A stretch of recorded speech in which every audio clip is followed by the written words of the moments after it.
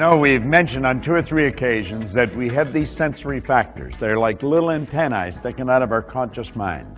We see, hear, smell, taste, and touch.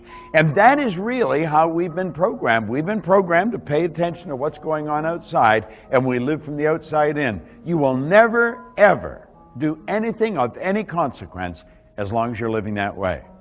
Do you know, Napoleon Hill said that an educated person is not necessarily a person with an abundance of general or specialized knowledge. An educated person is a person who has so developed the faculties of their mind that they can acquire anything they want or its equivalent without violating the rights of others.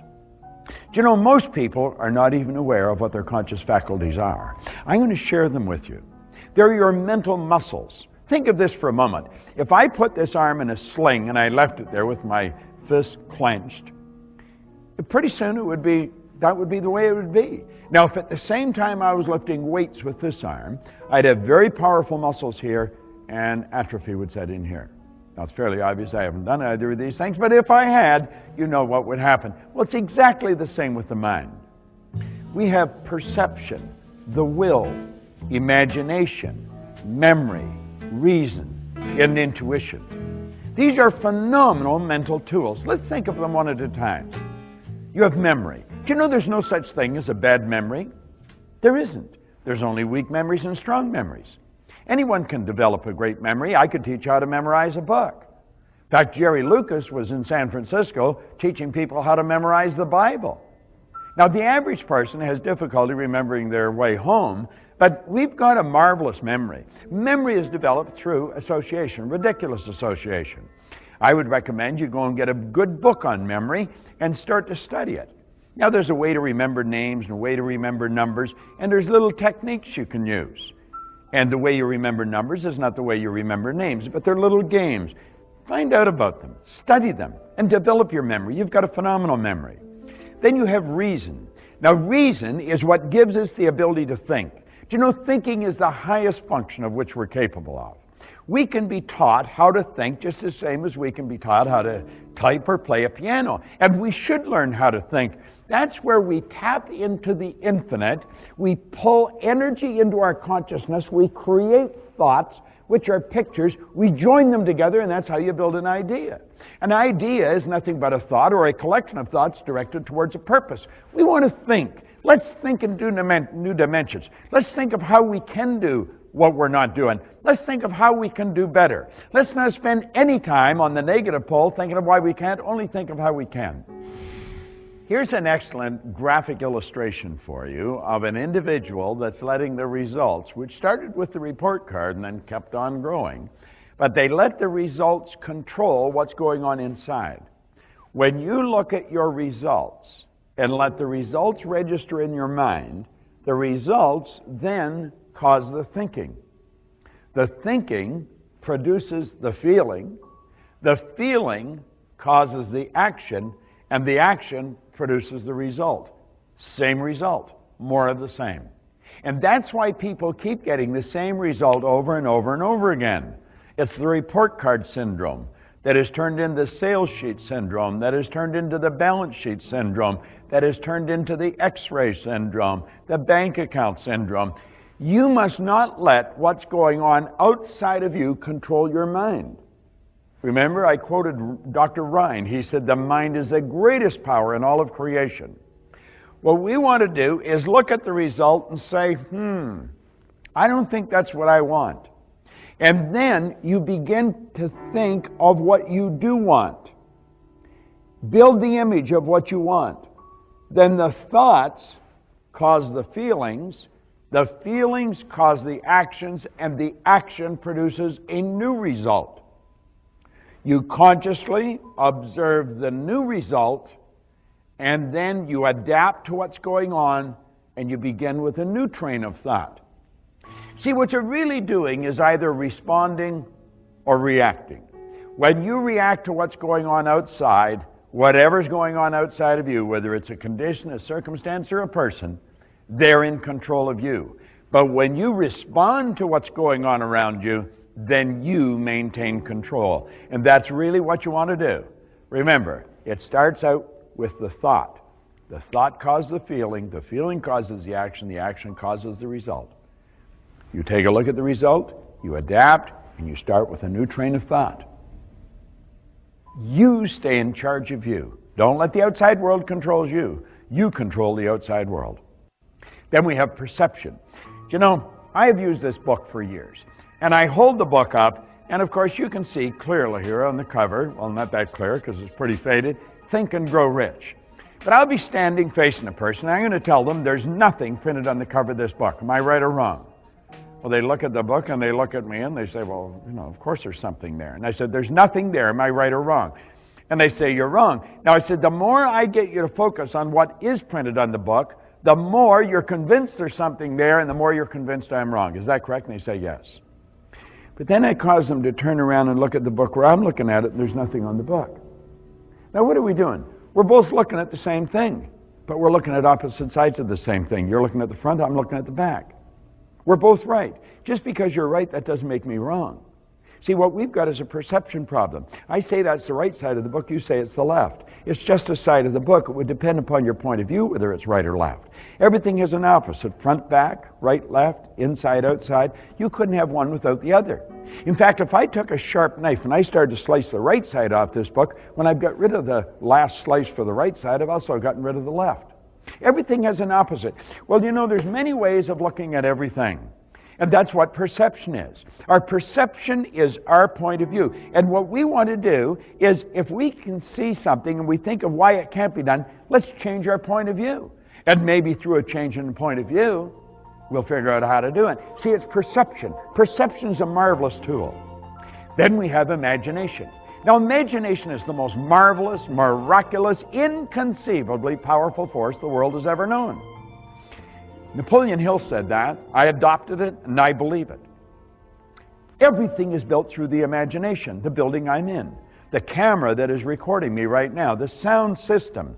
It's all nothing but the manifestation of somebody's imagination. See, everything's created twice. It's created in your mind, and then it's created in the outside world. Well, you've got an imagination.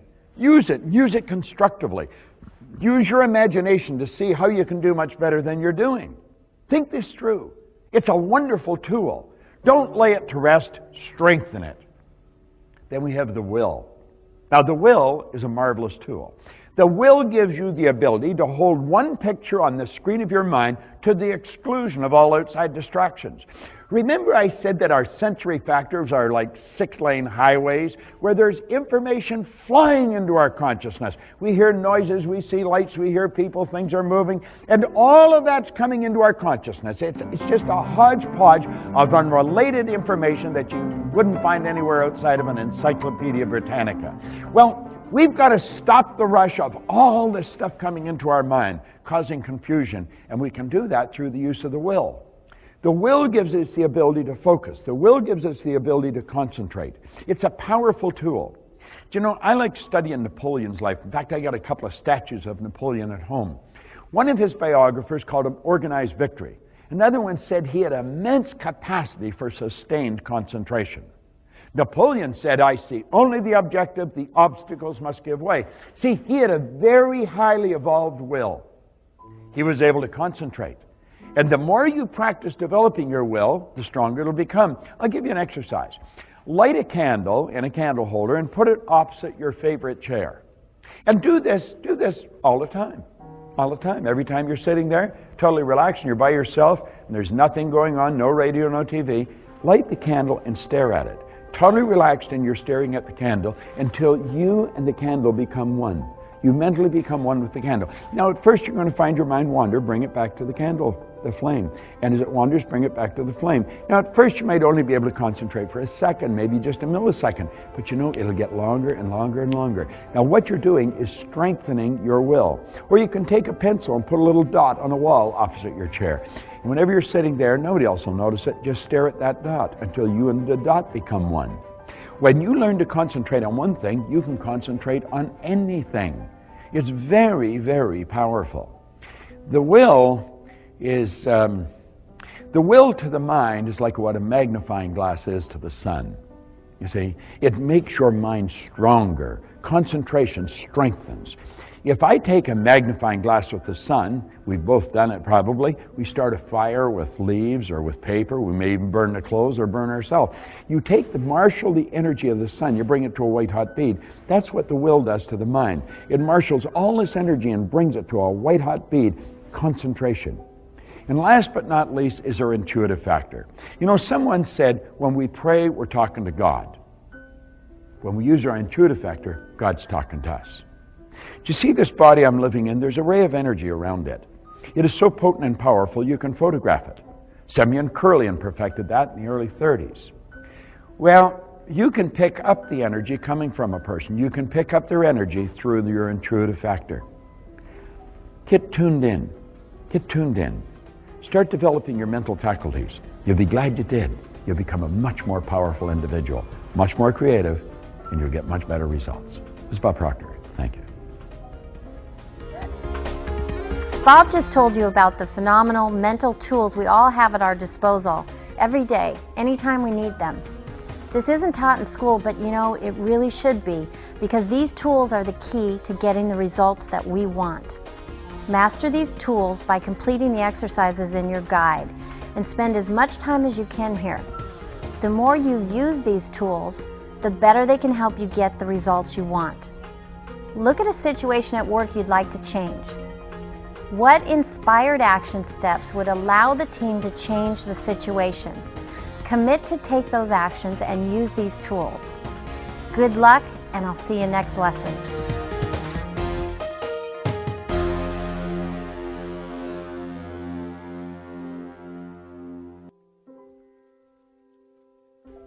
Hello, this is Sandy Gallagher welcoming you back to the 6th lesson of Thinking into Results. I think a great way to introduce this lesson is with a quote from Maxwell Maltz.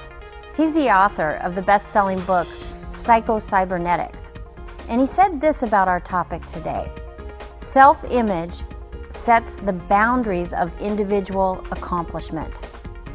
You know, often we aren't aware of the image that we have of ourselves. And this image influences every part of our life. It controls the way you talk, the way you look, the way you love, the way you dream, everything. And of course, if you have a negative image of yourself, your results are going to be negative. And if you have a limited image of yourself, your results are going to be limited. It's just the way it works. But you can change your image, and you can change your world. You're going to learn how to write the script of you. A new you with a new self-image. What do you want to be? What kind of life and career do you see for yourself? What's holding you back? Maybe it's your self-image. I learned how to create the script for myself several years ago. I had to start thinking star and not supporting player. And I remember really vividly sitting down to write the story as if it was already happening in my life. And I had quite a few naysayers that were telling me I was unrealistic, but I stayed with it. I put my screenplay in a safe place and I read it every chance I got. And then one day I decided I'm going to make this happen.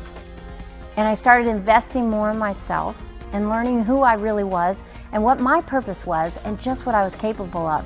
And now, as I look back on that journal entry, so many of my fantasies are now my reality. So have fun with this lesson for yourself and with your team. You can help your team change its self-image too. Are you ready?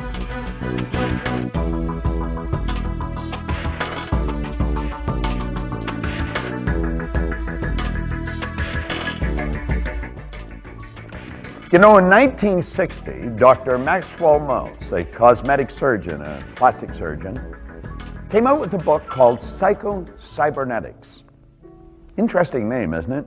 Psyche being Greek for mind, cybernetics being the science of control and communication in the animal and in some machine. Now, what do we mean by that? Well, what we're really saying is you've got a control mechanism in your mind. And it's going to determine what comes into your life, and it's going to determine how well you do whatever you do. We refer to it as an image. It's a self-image. You see, Dr. Maxwell Maltz was doing cosmetic surgery on people Maybe they had a huge bump on their nose or a distasteful scar in their face. And he would remove this or build a nice little nose, whatever that is, or he would remove the scar, and he noticed that there was quite a difference in the person's appearance. But he also noticed sometimes there was a great psychological change. They not only looked different, they felt and acted different. But he said this didn't always happen. He said sometimes, regardless of how successful the physical operation might have been, there was no psychological change. And this led him to postulate that we have two images. We have the one that we project to the world. It's the way we dress, walk, talk, comb our hair, do whatever we do. And the other is the picture that we hold inside. Now, ultimately, the picture that we hold inside definitely shows on the outside. You see, if you have a negative or a bad image of yourself, your results are going to be a reflection of it. Your results are always a reflection of what's going on inside.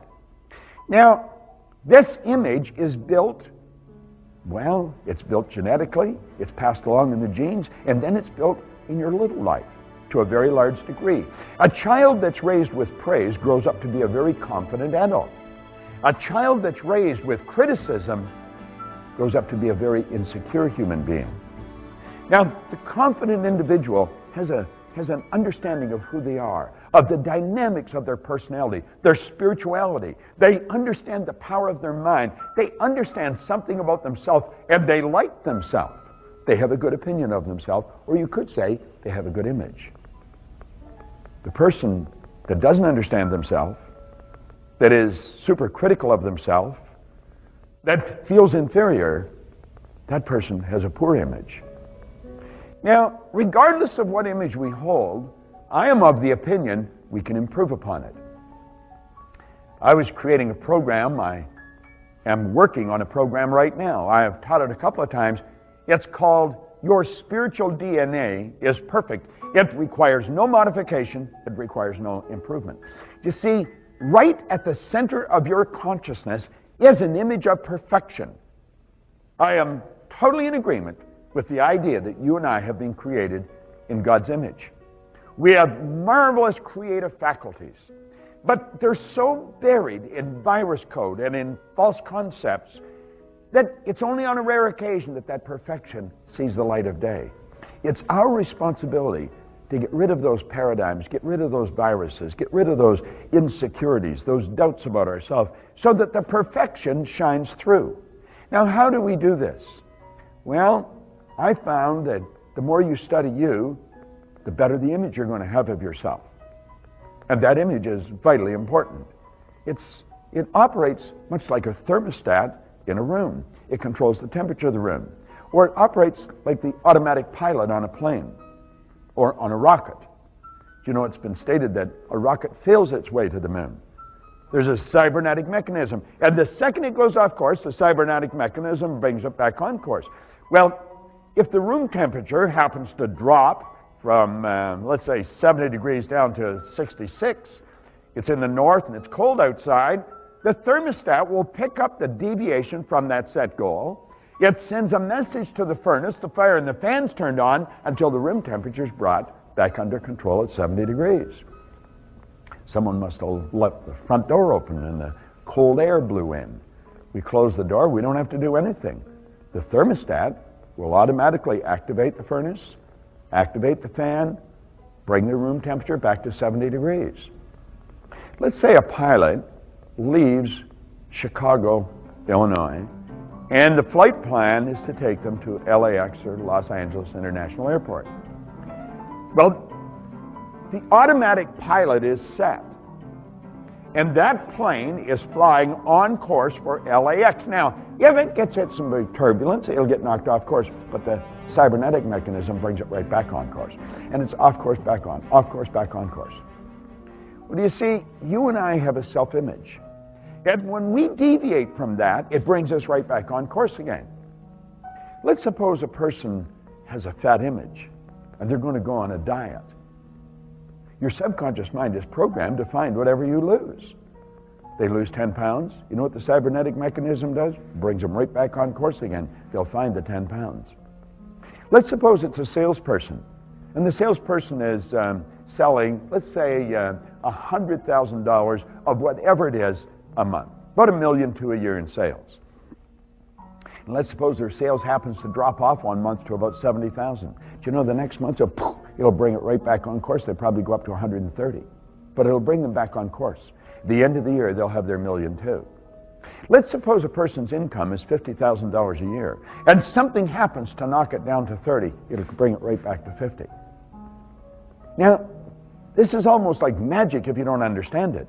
But when you do understand it, it makes an awful lot of sense. You see, in your subconscious mind, part of your paradigm is an image of yourself. It controls the way you walk, it controls the way you talk, it controls the way you meet and greet other people.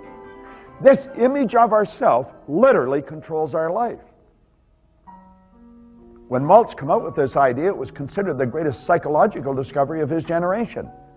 All kinds of lives were changed from that book. In fact, you might want to get the book, Psycho-Cybernetics, by Dr. Maxwell Maltz. It's a phenomenal book. Great information in it. Now, how do we change our self-image? Well, first of all, we have to understand that we have an image in our subconscious mind. In fact, our life operates by images. Think about this. Corporations have images. Coca-Cola, for example. If you get on an airplane and you take a look at a menu, if you're sitting in the front of the plane, they give you a menu, and you look at it, and they'll have under drinks, tea, coffee, milk, and then Coca-Cola is in that logotype. You know the script, Coca-Cola? It's never just a plain font, the same as everything else. They always have the logotype. Corporations build an image. In fact, there's companies that do nothing but help companies develop an image. Starbucks has an image. We call it branding now. But really what it is, it's an image. It's an image that's planted in the mind of people. Well, every person has an image. Now, your results are a reflection of your image. If you don't like your results, you can change your image. I have changed my image on 3 or 4 occasions. How do we do it? Well, this is where we put our mind to work. We put our conscious mind to work, and we consciously and deliberately choose the kind of person we want to be. You see, all the rest of the little creatures operate by instinct, which is perfect. And they blend in with their environment. We've got the ability to alter our environment. So we can sit down with our intellect and we can start thinking, what do I really want to be like? Now, what I generally do, I'll pick people I know that have qualities in their personality or in their character that I really admire. I'm not copying the person, just that particular character trait. And I'll build that into it, and I see myself being that way. In fact, I watched Bill Gove, and I watched Billy Graham, and I watched Earl Nightingale communicating with large audiences for years. And much of what they did is built into my presentation. It's built into my image of myself. So we sit down and we write out a description in the present tense. And we do that. That's an exercise of our intellect, our conscious mind. And then we will take that and we totally relax and we start to see ourselves as that person. This is called imagined reality. It's the actor's technique. We act as if, and we literally become that person. Watch movies. I watched 2 movies. They've been around for a long time now. Patton, George C. Scott in Patton, and Lawrence of Arabia with Peter O'Toole and Omar Sharif.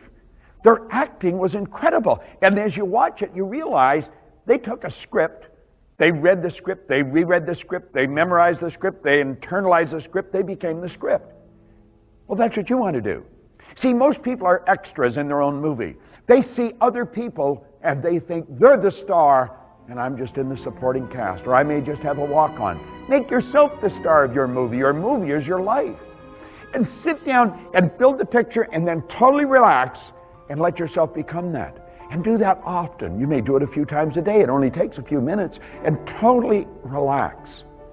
When I'd drive in a car, I'd see myself speaking at a convention to a large audience, totally relaxed, communicating effectively. Get Stella Adler's book, The Art of Acting. It's a phenomenal book. Stella Adler was one of the greatest acting teachers in the world. She taught Marlon Brando. Marlon Brando wrote the foreword in her book. The book was actually written by a man, I think his name's Kissel. He took all of her lessons, which were all transcribed, and he put them in a book. So when you read The Art of Acting, it's like you're in her class, and you're learning how to act the way you want to act. Live the life you want to live. Write your own script.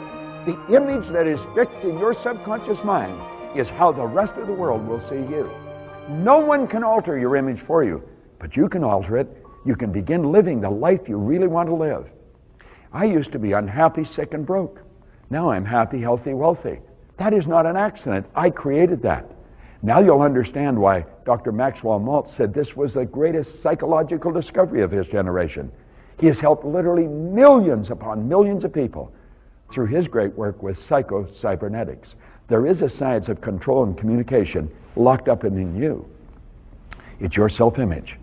It's the image you hold of you. It controls how you walk, how you talk, how you meet and greet the world. Build a better image. See yourself as everything you're supposed to be.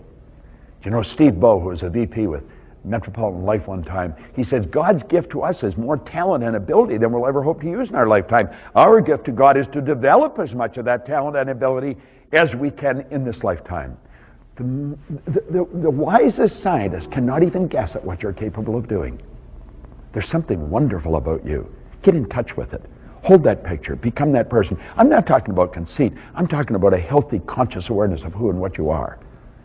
Be good to yourself. If you're not, no one else will be. Get to love yourself. Wake up and kiss yourself. There's something really powerful about you. See it. That's your self-image. I want you to think of this for a moment. Let's suppose that we bring a group of people together, 5, 6, maybe 8 or 10 people, who all have a very powerful self-image and who really understand the truth about their personality. They don't compete, they create. And they come together as a team. They would understand that the team has an image. Just the same as a corporation has an image, an individual has an image, so does a team. And the team that comes together in a corporation, or even in sport, and they build a powerful image, that team cannot be beaten because they're not competing, they're creating. They become a very powerful force. Just as when you hook a bunch of batteries together, you've got a lot more power. When you hook a group of people together, you've got a lot more power. We talk about this in another message on masterminding. But let's just keep it with a team right now.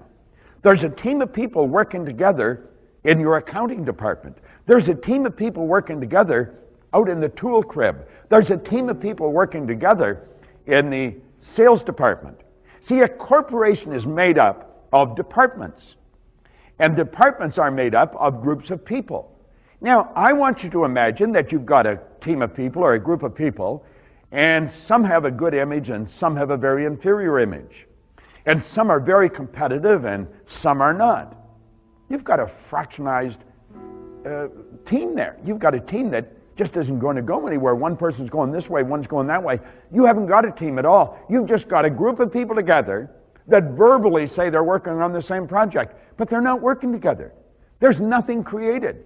There's nothing accomplished. You know, some companies are made up of groups like this. Those companies never get very far, and ultimately, they probably go out of business. But the small company that comes together and they understand this concept, and they create an environment that's conducive to the unfoldment and the development of powerful teams, those companies just keep growing. They grow all over the world. And we're living in a global marketplace today. So do you see, if you want to grow, if you want to keep going, you've got to have powerful teams in a company. If you want to grow as a person, you need a powerful team helping you. I'm talking just on a social level.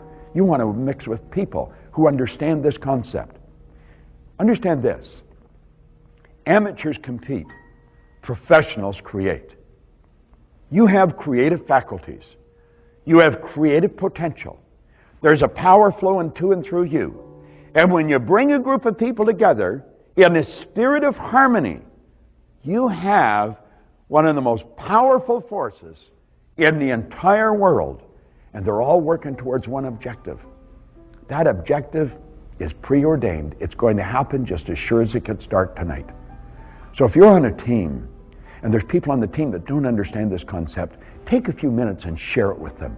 Tell them about the power of self-image. Sit down and explain it. Now you've got to understand it if you're going to do that. I had a great teacher one time tell me, Bob, you don't understand anything until you can explain it to someone else so that they understand it.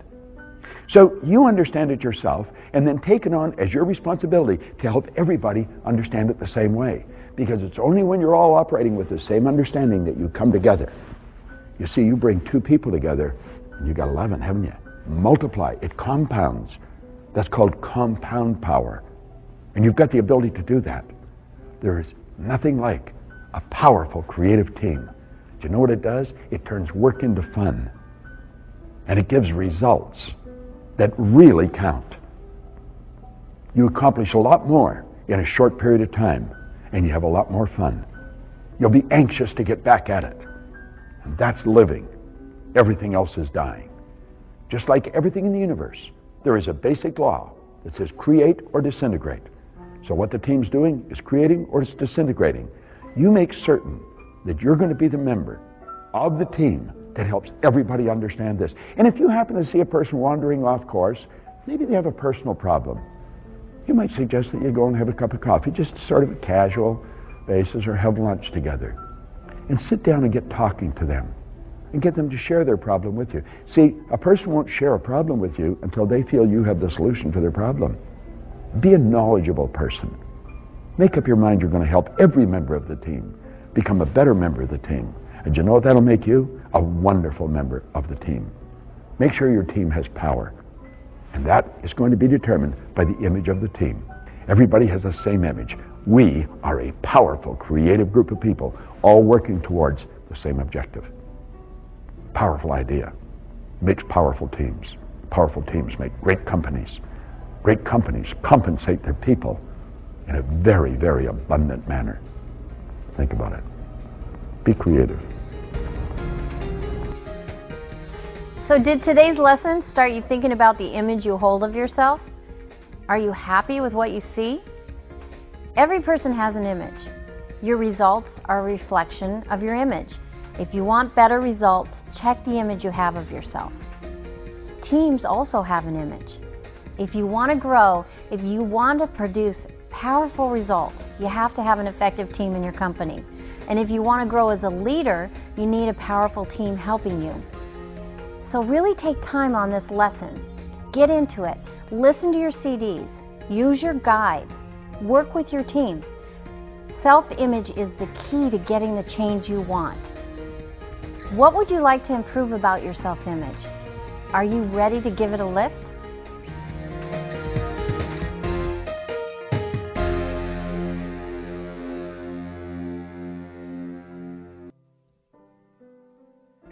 Hello again, this is Sandy Gallagher welcoming you back into Thinking into Results. You know, when you set out on the direction of your goals, often the landscape is a bit riddled with obstacles, like barrier walls that get in our way. And one of the biggest barriers is fear. Bob likes to call it the terror barrier. It's easy to discover your terror barrier if you set a goal outside your comfort zone like Bob encourages you to do. And once you become emotionally involved with that goal and you start moving towards it, you can crash right into that terror barrier, and it doesn't feel good. Here's an example. When I decided to partner with Bob Proctor to create a global organization dedicated to helping companies and their people grow and reach their goals, I hit the terror barrier hard. How could I do this and keep my full-time law practice? It's like they say, fear knocked. I opened the door and fear was no more. When I plowed through that terror barrier, I was able to see I could do it. Each day, something new comes up and it gives me an opportunity to hit that wall of fear and push through it. And when I do that, I grow and my world gets better and better. Now here's Bob to help you get through the terror barrier that just might be keeping you from the results that you desire.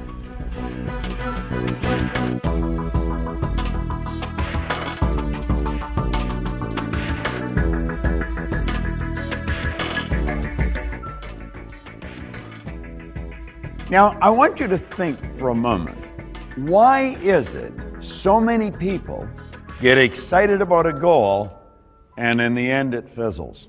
Never happens.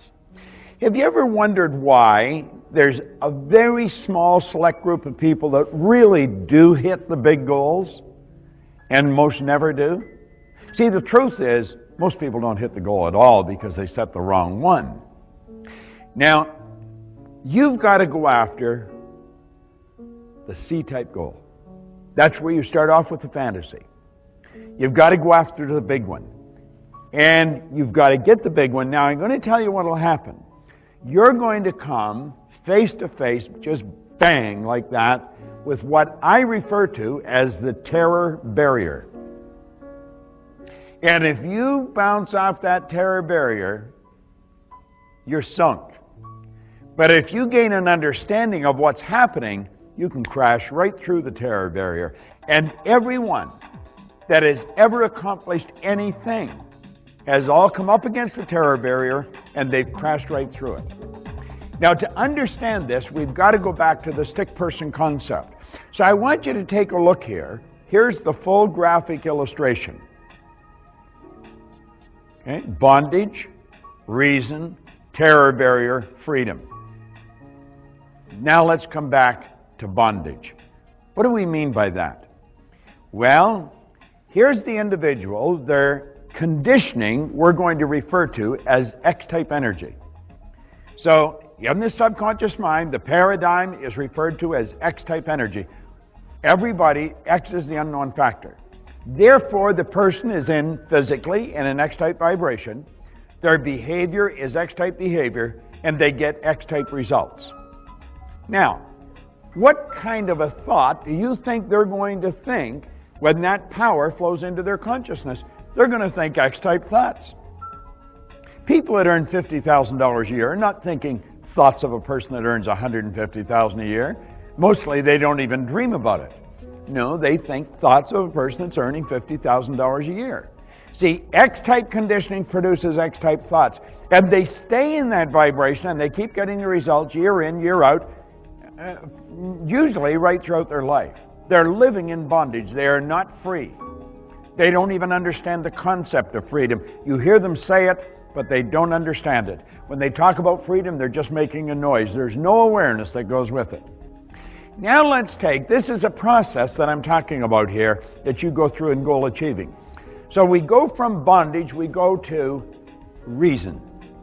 Now, here's the same individual, X-type conditioning, X-type vibration, X-type behavior, and X-type results.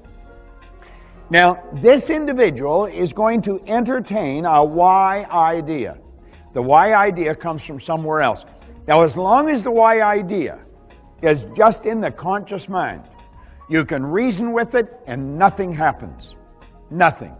You've got the Y idea in your conscious mind. Now, that could be, sell the business. It could be go after a goal that is way out there. Now, as long as the Y idea is just in the conscious mind, everything's fine. You're not going to act on it because you have to turn it over to the subconscious, but we haven't done that. So here's a person, X-type conditioning, X-type behavior, X-type results, but they are beginning to entertain the idea of doing something greater than they're doing. They aspire to do something beyond where they're at. And what's really happening is that the uniqueness within them is seeking expression. And that's why they have begun to think beyond where they're at. Now, this is what we call reason. And you can think anything you want, as long as you don't internalize it, nothing happens. Now let's go to the next level. Here we've gone from bondage to reason, now we're going to hit the terror barrier. Now think of this for a moment. It's the X-type energy in the subconscious mind that controls the vibration we're in. The vibration we're in on a conscious level is referred to as feeling. Feeling is a word we invented to describe conscious awareness of the vibration we're in. Now here's a person with Y idea in the conscious mind, and they start to get emotionally involved in the Y idea.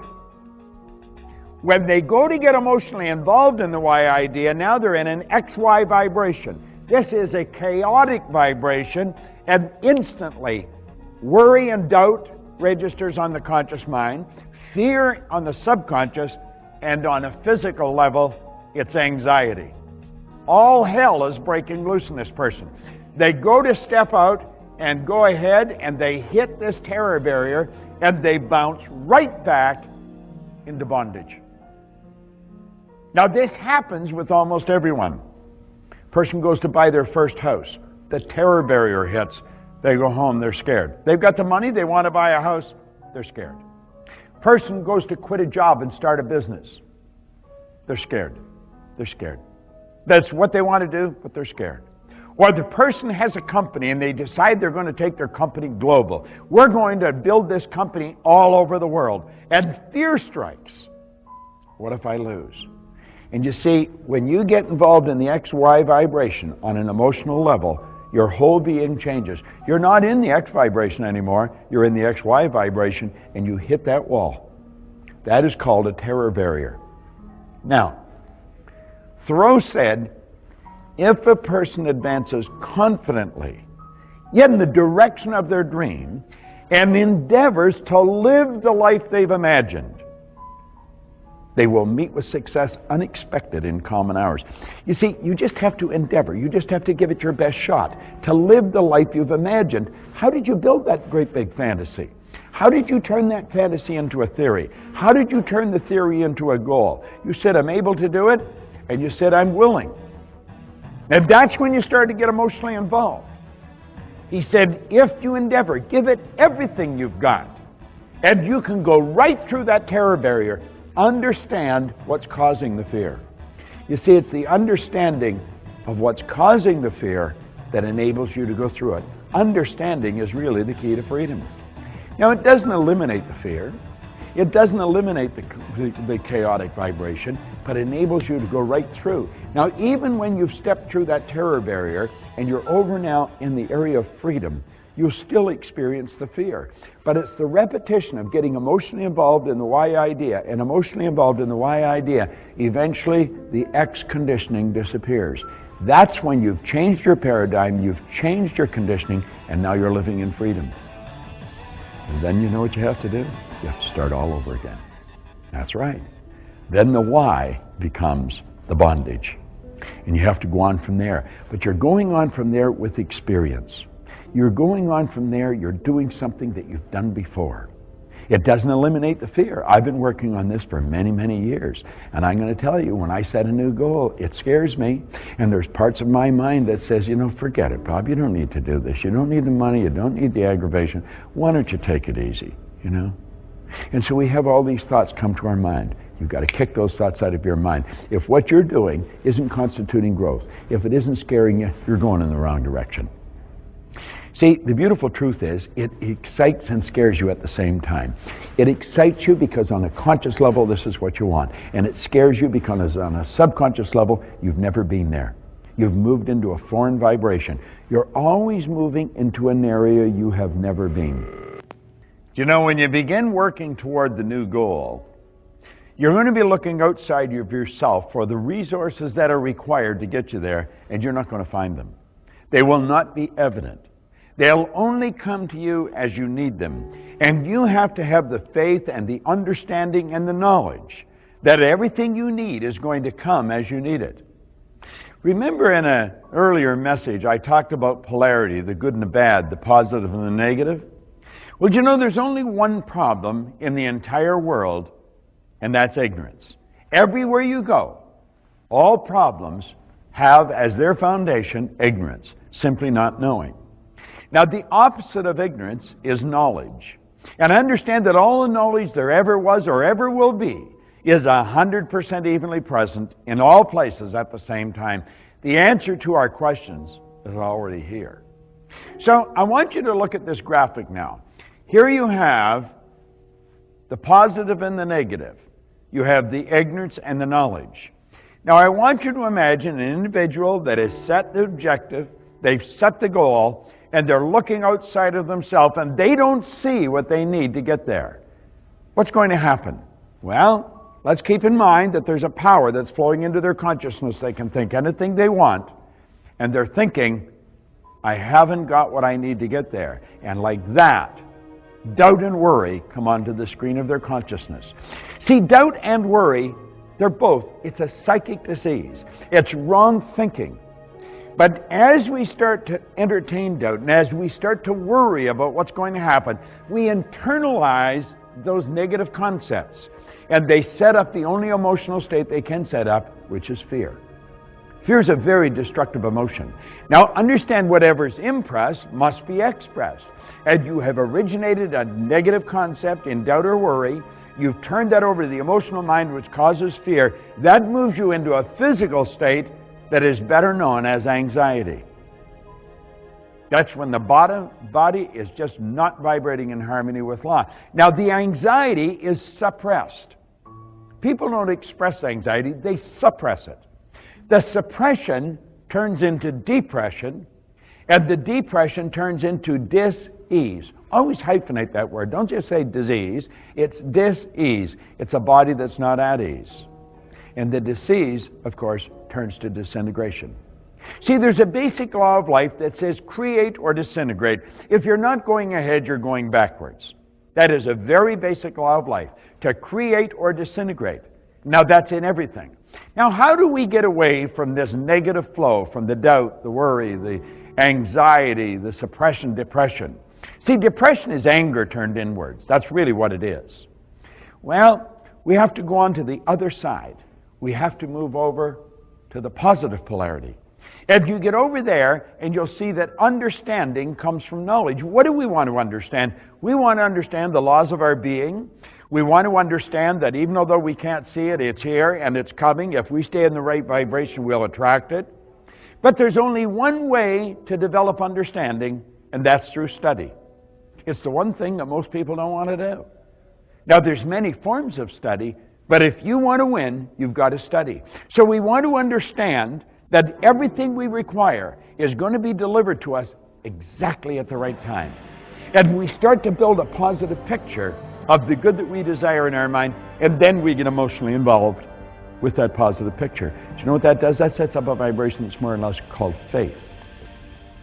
Faith is the ability to see the invisible, to believe in the incredible, and that will permit us to receive what the masses call impossible. It's the polar opposite to fear. And you see, the faith comes through understanding. I'm not talking about blind faith. That isn't worth diddly. First little bump in the road, boom, the faith is gone. I'm talking about faith based on understanding. That's what moves mountains. So we're working with understanding. That gives us a positive picture. We see the good that we desire before it even gets here. And then you get emotionally involved with that. That sets up the emotion of faith. Now, the faith expresses itself on a physical level, not as anxiety, but as well-being. Well-being. Now, the well-being is expressed. Have you ever said to anybody, "Hi, how are you today?" And they look around and they say, "I'm really excited." They don't do that. You see it, it's expressed. When the person's in a good vibration, they express it. The expression turns to acceleration. They pick up speed. They attract more good things to them. And you know why? Because they're at ease. They're calm. James Allen said, calmness of mind is one of the beautiful jewels of wisdom. It's the result of long and patient effort in self-control. They're at ease. And that's what causes creation. And that's really what you're here for. You're here to create.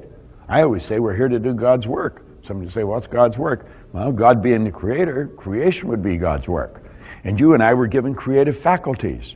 And through the development of those creative faculties, we're doing God's work. We create, we get out and make things happen. Make certain that what you're making happen is big and beautiful. Don't mess around with little goals. Remember, ignorance, knowledge. We're all ignorant about certain things. I'm ignorant when it comes to baking a pie or tuning up a car. I plan to stay that way. But there's some things we should never be ignorant about, and that's how our marvelous mind works. It's the greatest gift you've got. You can do anything you want with it, but you've got to develop it. Watch this over and over again. It's the repetition. All of a sudden, whoa, think, now I get it. Now I understand. And you will understand. And you'll live in freedom. It's the only way to be. If I want to be free, I got to be me. Not the me I think you think I should be, Not to me, I think. My kids think I should be. If I want to be free, I've got to be me. This is Bob Proctor. Thank you. We're now more than halfway through our Thinking into Results program, and I trust that now you're starting to allow your thoughts to shift and inviting the change that you'd like to see. Right now, I'm actually guessing that you're pretty inspired and emotionally involved with the big goals that are really worthy of your time. When you are, and you take action towards those goals, you might just run straight smack into the terror barrier. I know I do all the time. If what you're doing isn't creating growth, if it isn't scaring you, you're probably going in the wrong direction. So what terror barrier is showing up for you? Embrace it. Get excited about it because it spells growth for you. Apply the lessons on facing your fears and learn how to move through them. Can you just imagine what the other side of fear looks like?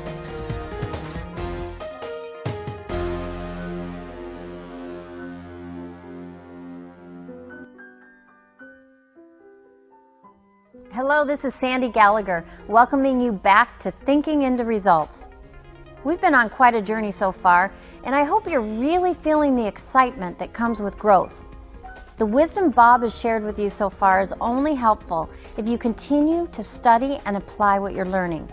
It's the only way to grow in awareness of who you are and what you're capable of. And that brings us to the value of belief, today's lesson.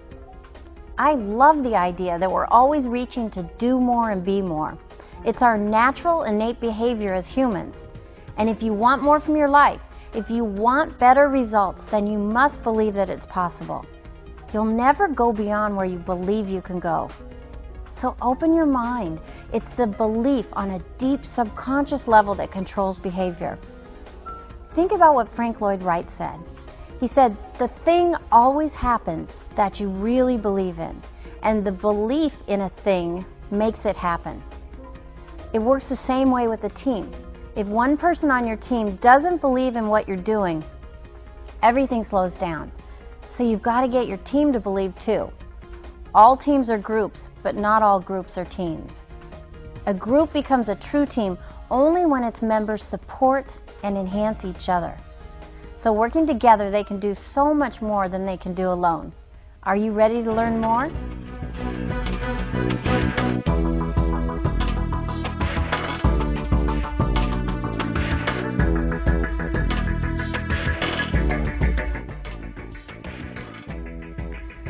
You know, there's a single word that when it's properly understood, it changes everything. You're going to find this word in the Bible. You're going to find it in the New Testament, the Old Testament. You're going to find it in the Bhagavad Gita, in the Quran, in the Torah. You're going to find it in all the good psychology books. The word is belief. You know, one of the earliest psychologists in America, William James, he said, believe and your belief will actually create the fact. And we've heard all things are possible for the person who believes. Well, Napoleon Hill wrote about this. He said there's a difference between wishing for a thing and being ready to receive it. Now, he said no one's ready for a thing until they believe that they can acquire it. The state of mind must be belief and not mere hope or wish. Now, he said open-mindedness is essential to belief. Closed minds will not inspire faith, courage, or belief. And then he followed up by saying, remember, no more effort is required in order to aim high in life, to demand abundance and prosperity, than is required to accept misery and poverty. Now let me take you back to the first line in that quote of Hill's. He said, there's a difference between wishing for something and being ready to receive it. No one's ready for a thing until they believe that they can acquire it. The state of mind must be belief and not mere hope or wish. Now, I found that a pretty interesting word. You see, prior to ever getting into any Napoleon Hill stuff, I had absolutely no belief in me. But in a relatively short period of time, over 2 or 3 years, my income went from $4,000 a year to over $1 million. How did that happen? Well, it took me 9 years to figure it out. My belief system was changed. Now, our belief system is based upon our evaluation of something. And frequently, if we reevaluate a situation, our belief about that situation will change. You will never go beyond where you believe you can go. What do you believe you can do? This is an interesting word. Now, the more you study you, the more you understand you, the more you're going to believe you can do. Think of this for a moment. Do you know the